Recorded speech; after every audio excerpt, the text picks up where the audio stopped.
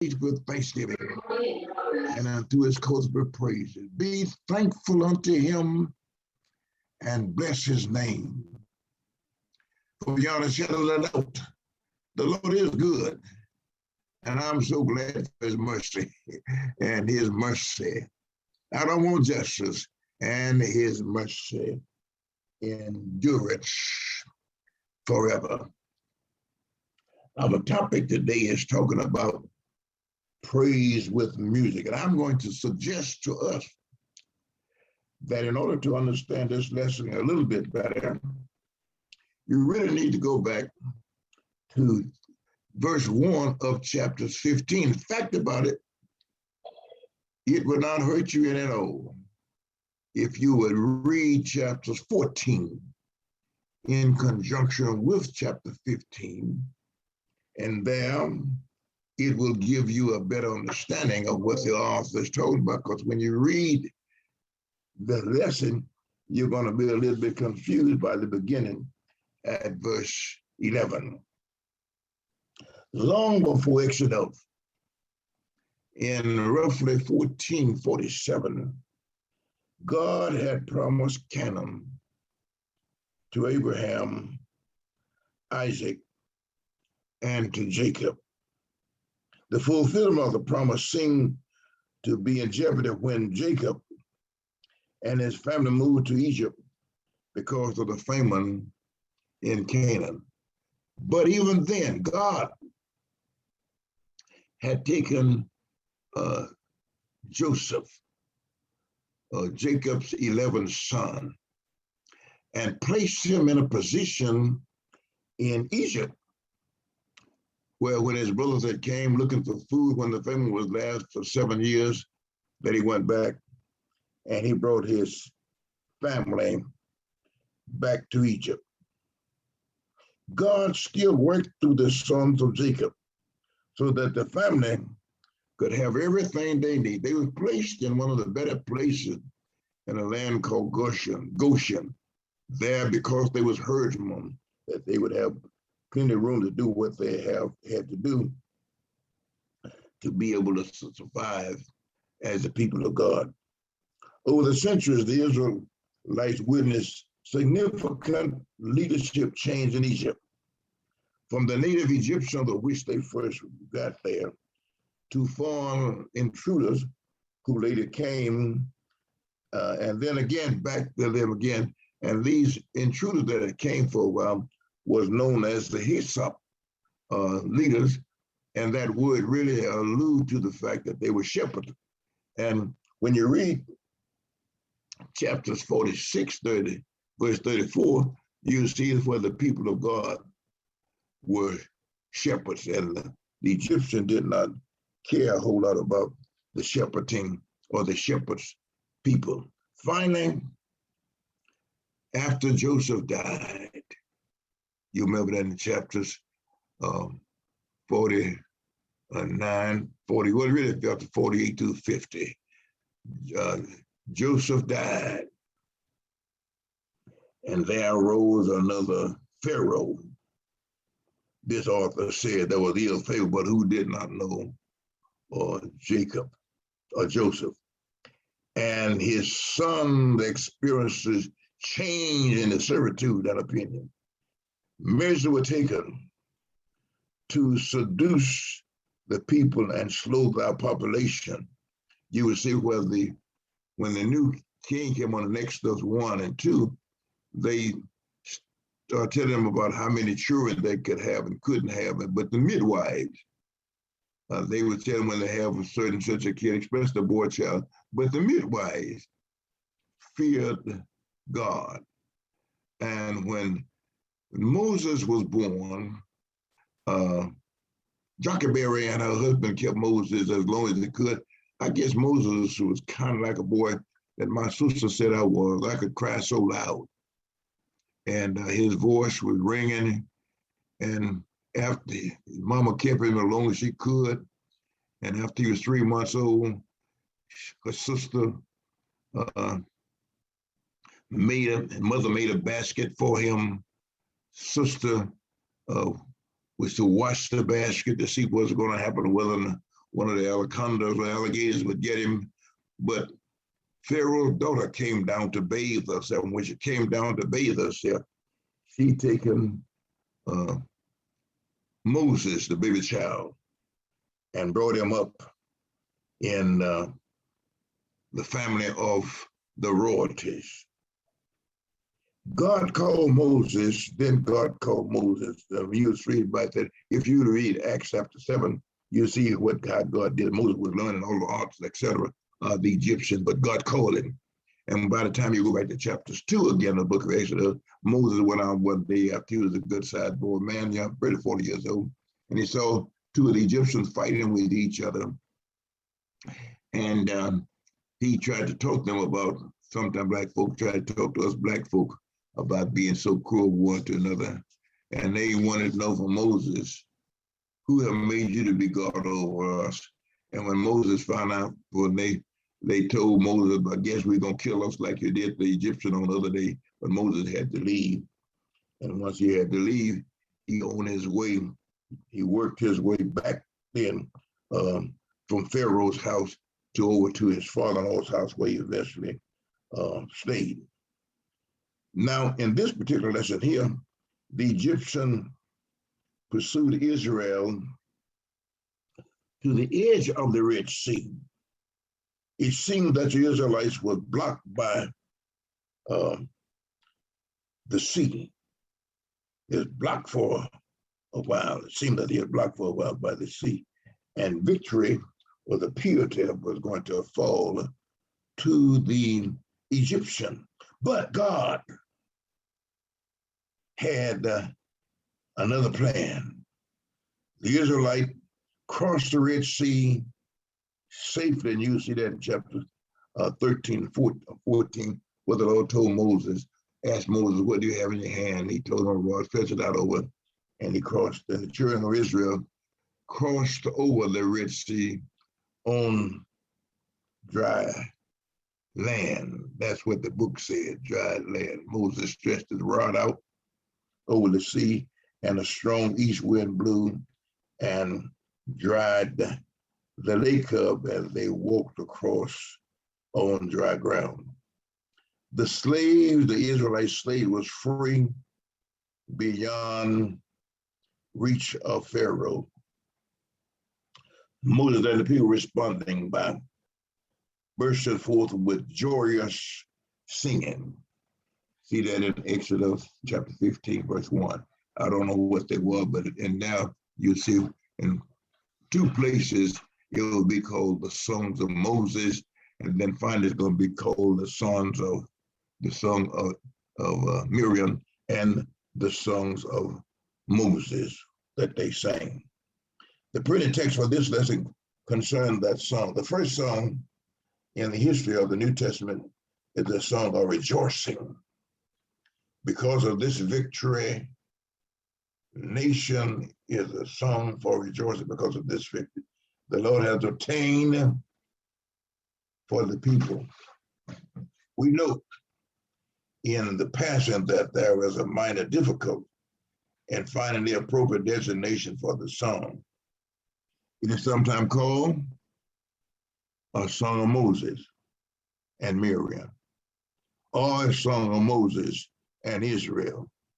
A song of Moses, however, existed in Deuteronomy 32, which introduced the chapter that follows as the Song of Moses.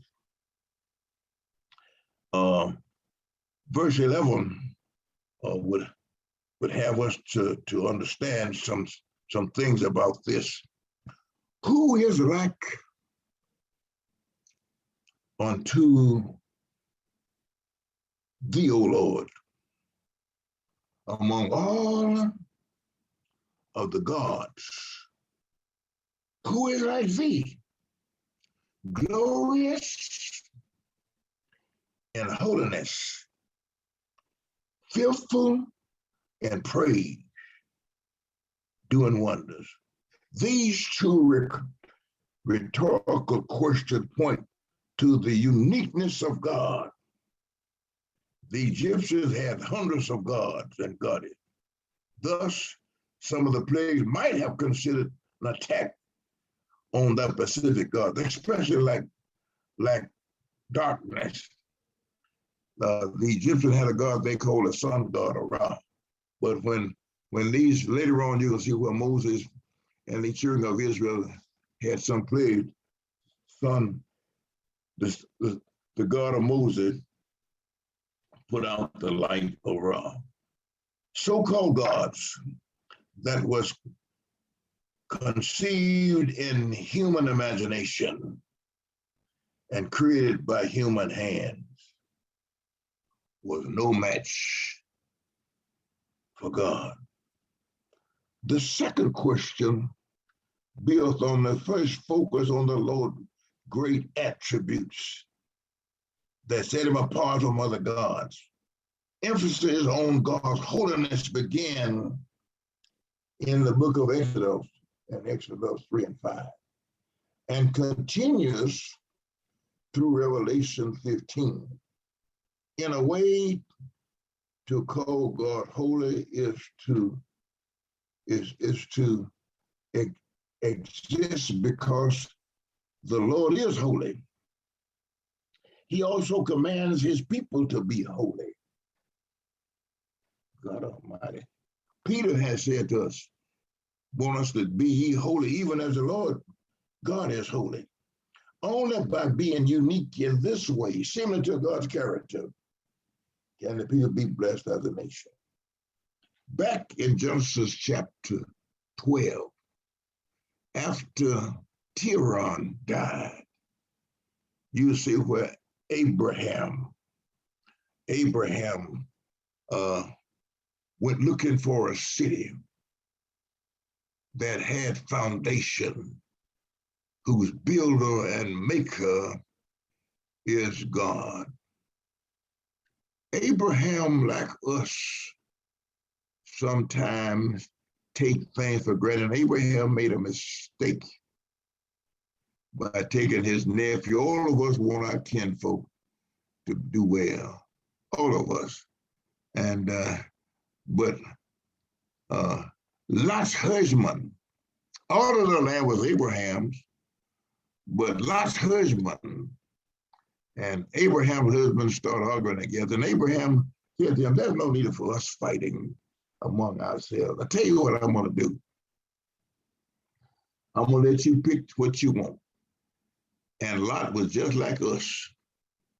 He wanted the best. He chose the best plane, and God taking a high country. And God can do more. You can do more with God in the high country than you can in the low country, where all of the grasses are, if you learn how to trust God. Trust. I didn't say trust in God. I said trust God. Don't you know? Haven't you heard? The Lord is to be held in reverence for his praiseworthy deeds and for his wonders he has done. Somebody said, the Lord has done great things for us, whereof we are glad. We who are members of the New Restoration Church ought to be able to shout that to the highest. God have done great things for us. I don't know about you, but I am glad. This word talks about God's power. Thou, which means you, stretches out thine, your hand. The earth swallowed them up. The right hand of God often refers to his great power to deliver his people.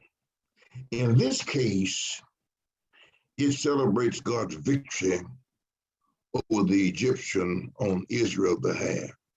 Given that the earth swallowed them up, however, it seems that this verse is pointing to future event. We do know that the Egyptian army, when they try to follow the people of God into the Red Sea, that they were swallowed up in the sea. In the not too far distant, Israel would see Koran. That is when they start fussing with Joshua later on. How that's going to be in the book of Numbers. How the Lord allows them to, those earth to open their mouth and swallow them up. It was a sign of God's judgment on the wickedness and the living his people from the evil influence of Korah. 250,000 of them were killed because they was being disobedient to what the man of God was saying. Thus in thy mercy has led forth the people which you has redeemed. You has guided them in your strength unto your holy habitation. Yes, when speaking about what God will do, those events really are assured of happening. God's faithfulness to his promise promoted him to redeem the people of Israel from the Egyptian. You'll find that in Exodus 2:24. Although we often think of redemption in almost purely spiritual terms, Israel leaving Egypt is one prime physical example of the context. God spoke to Moses as to deliver them from Egypt in Exodus 3:8. Our spiritual redemption mirrors this way. We are God's people led out of sin into a new life. Talked about that a little bit Sunday. God was taking the people to the promised land. Canaan was the place God chose for his holy habitation in Genesis 28. The tabernacle would travel through the wilderness with the people as a symbol of God's presence with them. Kind of talked about that a little bit, how Moses' rod and Aaron's, etc., all that was placed on the inside of the tabernacle of the covenant. And they moved it from place to place until finally the people of God under Solomon, where the temple was finally built in Jerusalem. The people shall hear, that was talking about other people, other nations around, would hear and fear.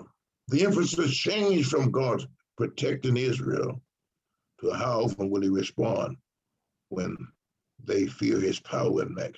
You remember when Joshua, later on, when he was about to cross into the promised land, the people of Jericho had heard about how God had taken care of his people, and they feared what was going to happen to them.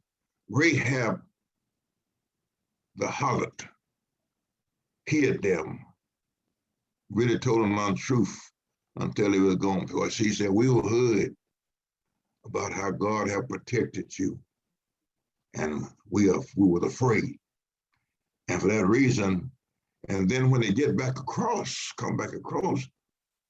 sometimes you can have two lawyers of a committee, taking 12 of them, and nobody but Joshua and Caleb would give a good report. The other one was scared, to tell the truth. People, 14b, Sarah should take hold of the inhabitants and Philistine. The Hebrew word translated sorrow elsewhere describes the pain of childbirth. Here, however, it is talking about the pain that the people was going to go through. And the land today is still called the land of the Philistine, located on the east shore of the Mediterranean Sea. Then the dukes of Edom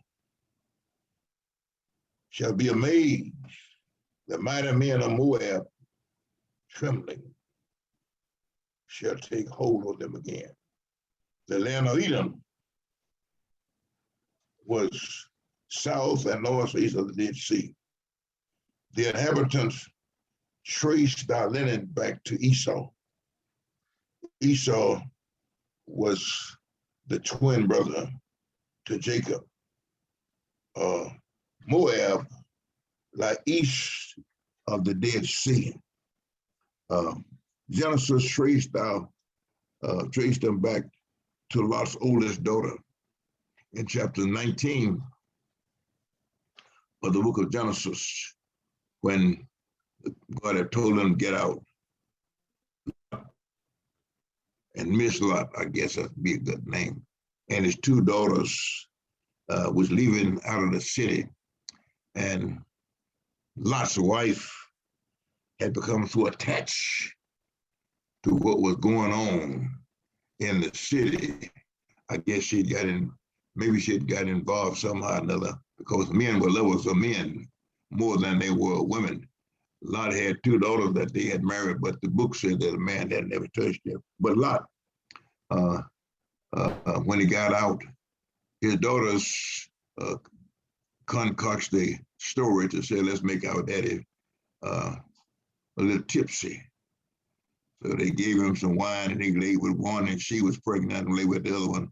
And from them came two different tribes, the Moabites, and later on the people of God. As the Israelites ended the 40 years in the wilderness, they were instructed not to provoke either Edom, which was the Edomites, one of the other tribes, or the Moabites, because of the inheritance of God had given those nations forefathers. The Israelites even run around trying to get away from Edomites and refusing to let them pass through the land. This was evidence of the fear of the dukes who led the nation. The amazing and trembling of the leaders of those two nations are emphasized. Certainly their reaction to God's mighty work for Israel influenced both nations in their entirety. All that habitation of Canaan shall melt. Jericho was located in Canaan. And a prime example of the consuming terror in the inhabitants was fell. 40 years after singing this song in Numbers 14, Joshua sent two spies to the city of Jericho. As I said earlier, Rahab, a Canaanite woman herself, reported that the people of the land was terrified of Israel. One reason that she gave was that they had heard about Israel crossing the Red Sea. That was something amazing to think about. The Egyptians was hard on the track of the Israelites. Pharaoh woke up and said, what in the world have I done? I will allow all this free labor to leave. He got his hairy chariots, 600 chariots, soldiers, and they pursued them. But God works in mysterious ways. Darkness on one side and light on the other side. Darkness held the people up, that is of the inhabitants of Canaan up, and the Israelites was on the other side until Moses, then this was something, but when Moses stretched out his rod across the Red Sea, all night long, the east wind blew. And I don't understand how it did it, because been around some place where water had just left it for a while. You go back in there for a while, especially a day or so later on, you can start walking and you're going to still get that water. But 600,000 men, not counting the women and children, all crossed across the Red Sea on dry land until Pharaoh saw this. And he decided he was going to follow after them. Don't let me get ahead of myself. Yeah. Once again, the metaphor, this time regarding the God's arm celebration, the greatness of the Lord, working on behalf of his chosen people. Though the other nations would resist the Lord, their effort would be as effective as if they stood as still as a stone.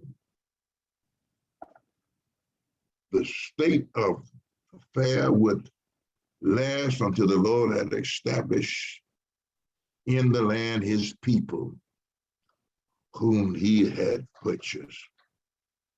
15:13, not an hour.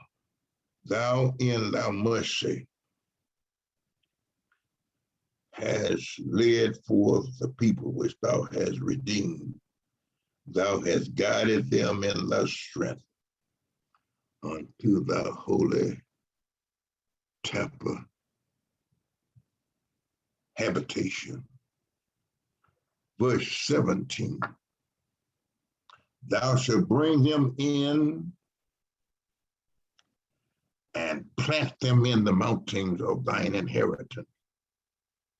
In the place, O Lord, which thou hast made for thee, to live in the sanctuary, O Lord, which your hand has established.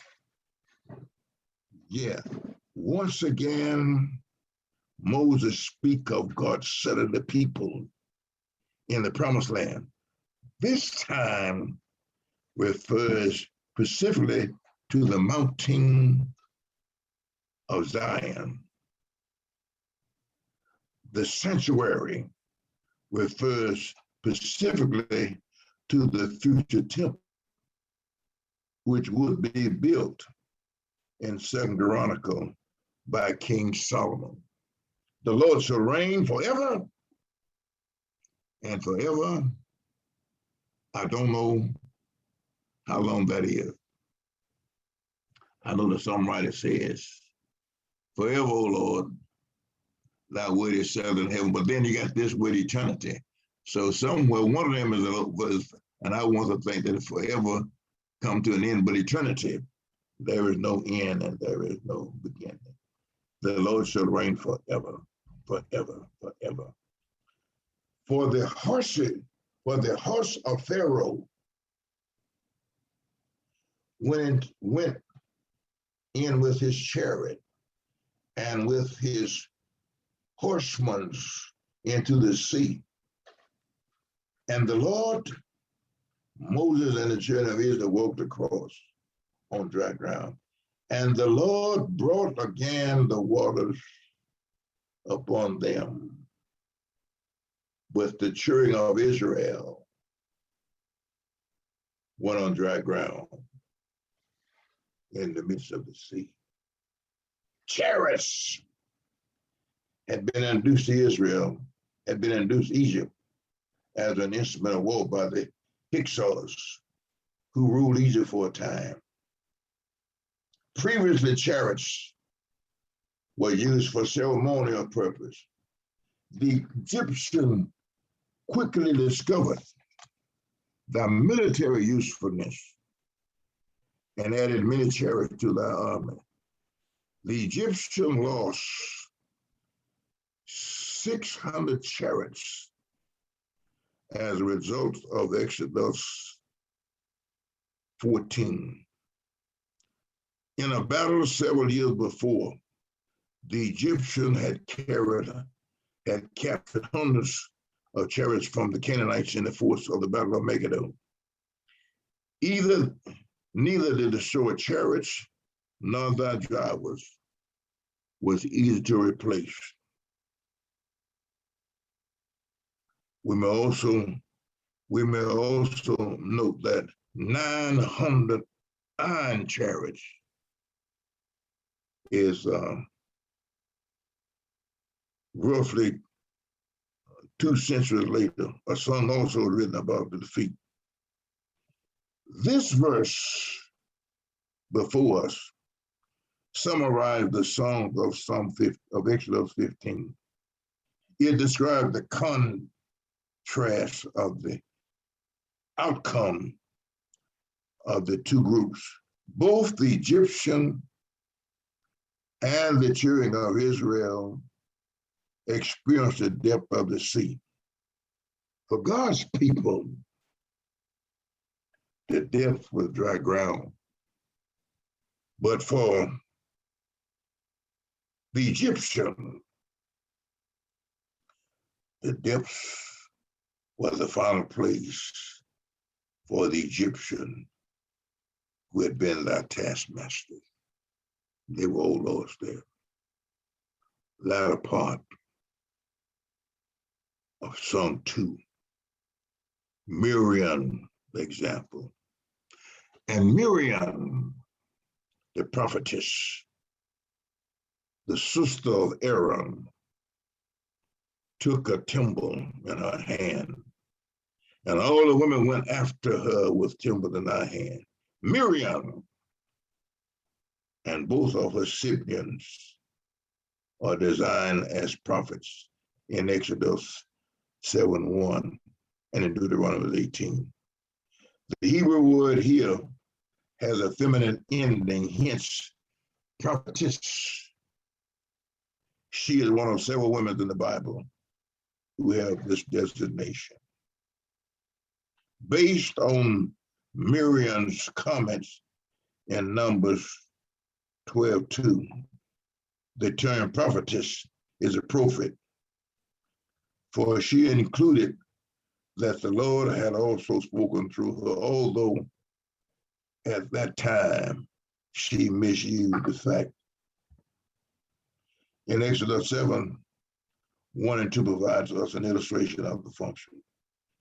This is the first reference of Miriam by name, and Moses identified her as the sister of Aaron.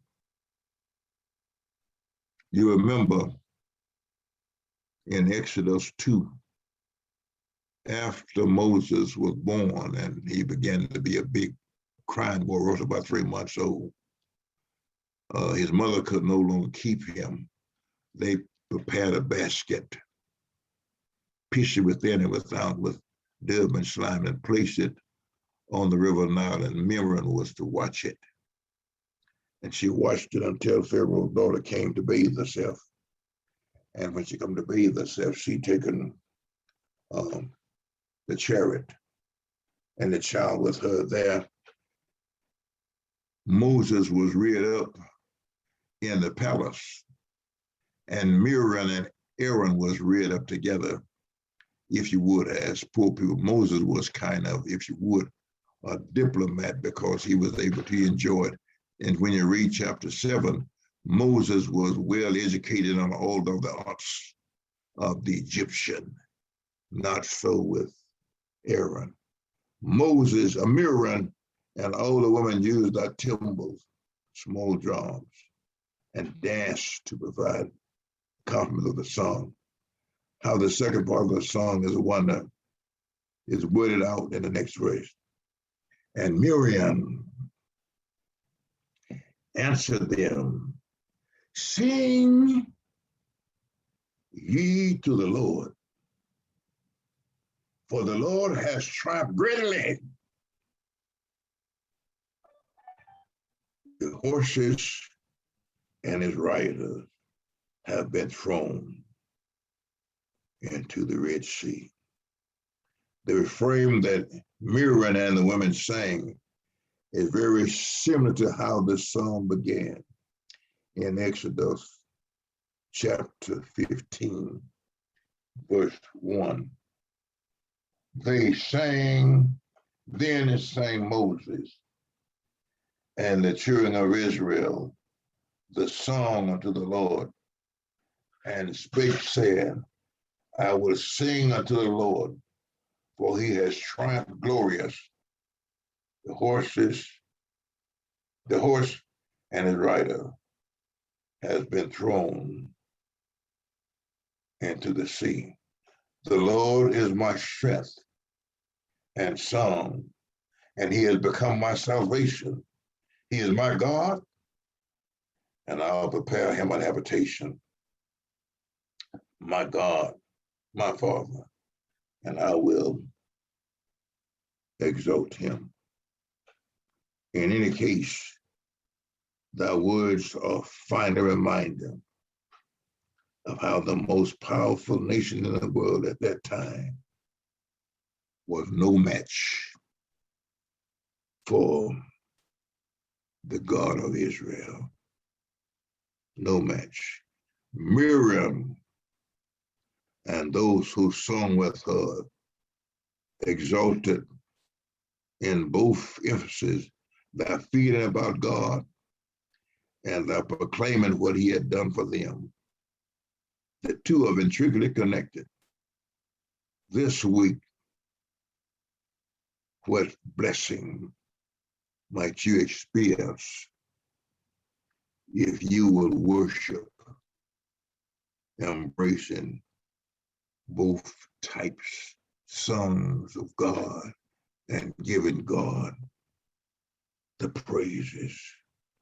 Like the song that Miriam and Moses sang, and the people sang, our songs come from specific surroundings of the living of healing, a crossing from death and life.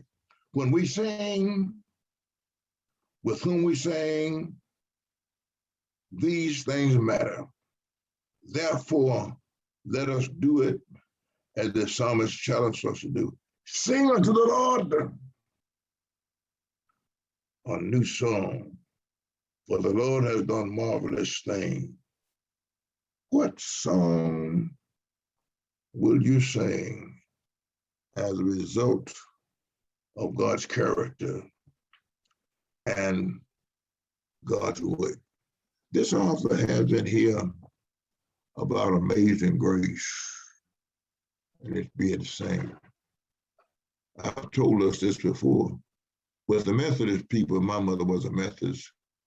Her grandfather, which was my great-great-grandfather, was the founder of a church that was named after him, was called Grace Chapel, AME Church, Grace Chapel, African Methodist Episcopal Church. My mother, they didn't sing Amazing Grace like we Baptist folks sing it. They were singing, Amazing Grace, how sweet the sound. We don't sing it like that. Amazing. Can you see it different? And grace. And it depends upon us as believers as to how we sing it. But when we sing what we sing, all of it ought to be sung that God would get the praises and the glory, and not us. And we can shout with what the songwriter says, through many dangerous toils and snares, I have already come. It was grace, not gold, not good looks, but it was grace. What is grace? Grace, then, is an unmerited favor of God that is bestowed upon us. Well, my God knows that we don't deserve it, but yet he gives it to us. Grace. Thank God for grace. Let us repeat the mission pledge. I'm persuaded by the teaching of the blessed Bible by daily reading and meditation and communion with my Lord and Savior Jesus Christ, to live an upright Christian life, to practice his teaching in my dealing with my fellow man, to dedicate my time and give of my talent, influence, and means to teaching or spreading the Christian religion at home and abroad, to win souls through personal service for Christ, to encourage and help in the enlistment of young people in Christian work, and to make my home a center of Christian light and love. To these ends, I pledge to devote myself and seek divine aid and guidance daily, that I may become a living witness and a bright and a shining light for my Lord. The songwriter said in Psalm 19, let the words of my mouth, the meditation of my heart be acceptable in thy sight, O Lord, my strength and my Redeemer. And those of you that love the Lord, would you say, amen. God bless us, heaven smile upon us.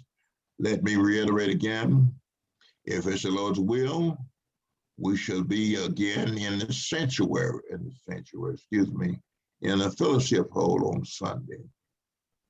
And we are expecting to see as many of us as we possibly can to be with us. Thank you. Thank you. Thank you. Pastor. Yes, ma'am. Annette wanted me to let you know that she was on her way to get Shelby from the hospital. Bless us. So she told me to pass the word along. Thank you, thank you, thank you. I was saying to us, Brother Jerry had been in the hospital. He's home. He's with us today on the tube. He's with us on the tube today. Good to see you, Jerry. Bless you, bless you, bless you. We want to be praying for him to see Jerry. Jerry, wave your hand, Jerry. Let him see you. All right. We thank the Lord for us. He's back again. Jerry told me the doctor says his heart is better now than it's been a long time.